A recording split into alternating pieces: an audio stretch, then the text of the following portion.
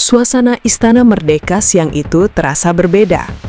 Di bawah langit Jakarta yang cerah, Presiden Prabowo duduk tenang di kursi utamanya, memandangi laporan-laporan ekonomi yang menumpuk di meja.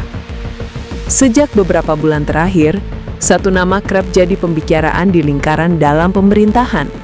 Purbaya, Menteri Keuangan yang dikenal tegas, cerdas, dan berani mengambil resiko. Kebijakan terbarunya, yang disebut media sebagai efek kebijakan Purbaya, mengguncang fondasi birokrasi yang selama bertahun-tahun nyaman dalam zona abu-abu. Kebijakan itu bukan sekedar reformasi anggaran. Itu adalah langkah bersih-bersih yang menyentuh sektor paling sensitif, pengelolaan dana strategis negara. Satu persatu lembaga mulai diperiksa ulang. Transparansi digital diberlakukan. Akuntabilitas tidak lagi jadi slogan, tapi kewajiban yang tak bisa ditawar. Dan di antara semua lembaga itu, ada satu yang jadi sorotan utama. Badan Geostrategis Nasional, BGN. Lembaga yang selama ini bekerja di balik layar, mengatur arah kebijakan strategis nasional, kini menjadi pusat perhatian. Laporan internal dari Kementerian Keuangan menyebutkan, ada dana misterius bernama MBG, Mandat Besar Geostrategis, senilai 70 triliun rupiah yang tercatat menggantung selama bertahun-tahun tanpa kejelasan. Tak ada yang berani menyinggungnya. Sampai akhirnya, kebijakan baru Purbaya membuka segalanya. Hari itu, di ruang konferensi BGN, suasana mencekam. Kamera media berderet di belakang ruangan. Kepala BGN yang dikenal berwibawa namun tertutup, melangkah ke depan podium. Dengan suara bergetar, ia mengucapkan kalimat yang membuat seluruh negeri terdiam. Atas dasar arahan Presiden Prabowo dan kebijakan transparansi Menteri Keuangan Purbaya, kami menyatakan siap mengembalikan dana MBG sebesar 70 triliun rupiah ke kas negara. Sontak ruangan bergemuruh. Dalam hitungan menit, berita itu menembus seluruh kanal media nasional. Indonesia terhenyak. Dunia pun memperhatikan.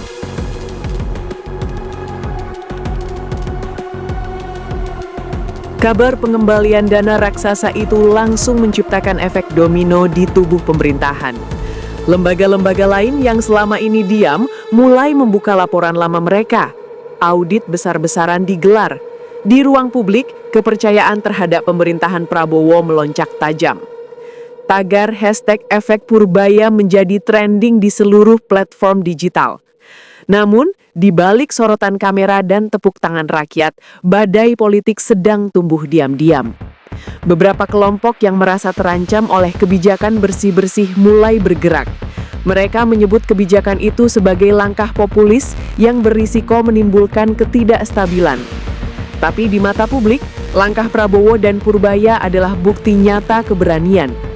Di ruang rapat kabinet terbatas, Prabowo menatap para menterinya dengan tatapan tegas. Ia tak berbicara banyak, hanya satu kalimat pendek namun menusuk. Negara ini harus berdiri di atas kebenaran, bukan ketakutan. Kalimat itu menjadi simbol baru di lingkungan pemerintahan. Banyak pejabat yang awalnya ragu kini ikut bergerak. Satu demi satu, dana-dana gelap yang selama ini tersembunyi mulai terungkap. Sementara itu, Menteri Purbaya tanpa banyak bicara terus mendorong sistem audit real-time nasional, sebuah platform digital yang memungkinkan masyarakat memantau arus keuangan publik dengan transparan. Ekonomi mulai menunjukkan tanda-tanda kebangkitan, rupiah menguat, kepercayaan investor meningkat, dan media asing mulai memuji Indonesia sebagai negara dengan reformasi fiskal paling berani di Asia Tenggara. Namun, di sisi lain ada yang tidak senang. Sebuah jaringan lama yang kehilangan kekuasaan mulai menyusun strategi tandingan. Mereka tahu, jika kebijakan ini terus berlanjut, maka wajah politik Indonesia akan berubah untuk selamanya. Beberapa minggu setelah peristiwa pengembalian dana 70 triliun itu, Presiden Prabowo kembali naik ke podium. Pidatonya kali ini sederhana, tapi bergetar dengan makna yang dalam. Kita tidak sedang mencari siapa yang salah. Kita sedang membangun sistem yang benar. Indonesia tidak boleh lagi dikuasai oleh ketakutan dan kepentingan pribadi. Rakyat menyambut dengan tepuk tangan panjang. Bagi banyak orang, Momen itu menandai awal dari era baru transparansi nasional. Era di mana kebijakan tidak lagi ditulis dengan tinta politik, melainkan dengan keberanian moral. Menteri Purbajaya tetap tampil sederhana, tanpa sorotan berlebihan. Namun di balik layar, kebijakannya telah menciptakan tatanan baru. Sistem keuangan negara yang bersih, efisien, dan berdaulat. Sebuah sistem yang tak hanya menyelamatkan dana 70 triliun, tapi juga mengembalikan sesuatu yang lebih penting, kepercayaan rakyat.